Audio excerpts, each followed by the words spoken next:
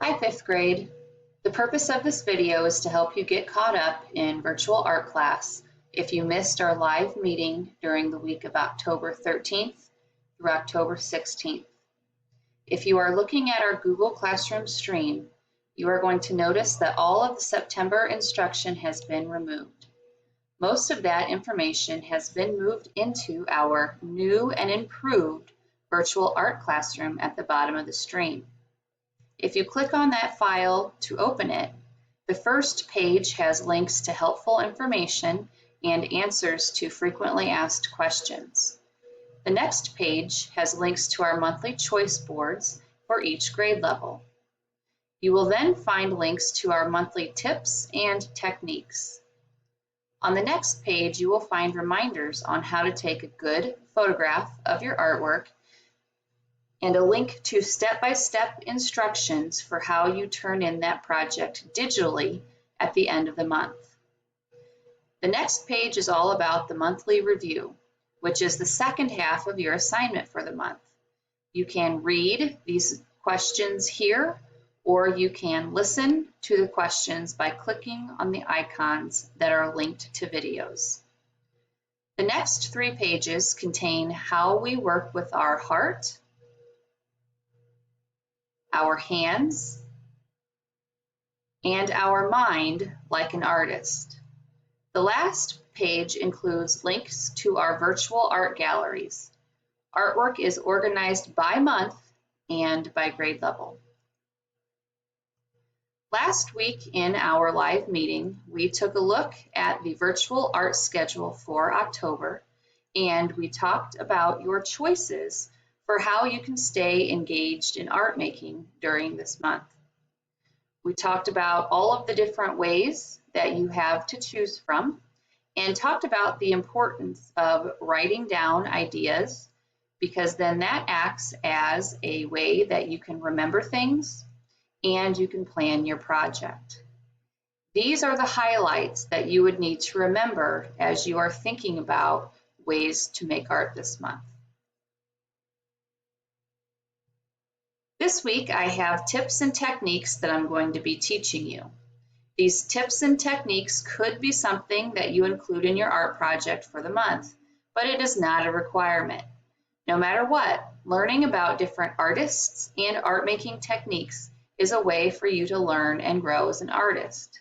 When you open this file, you notice that the first page has a link to where you can watch me work. Op art, short for optical art, is a style of visual art that uses optical illusions. Op art works are abstract, with many better known pieces created in black and white. Typically, they give the viewer an impression of movement, hidden images, flashing and vibrating patterns, or of swelling and warping. Bridget Riley is an English painter known for her op art paintings.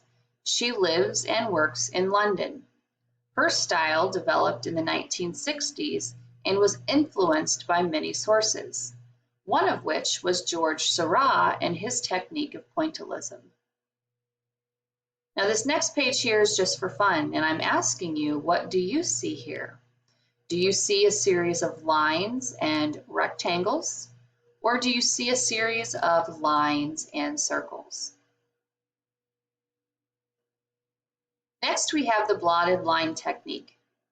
Andy Warhol invented this technique, and his drawing, "The Cat Resembled My Uncle Pierre," is one of many illustrations he created using a type of line drawing known as the blotted line technique.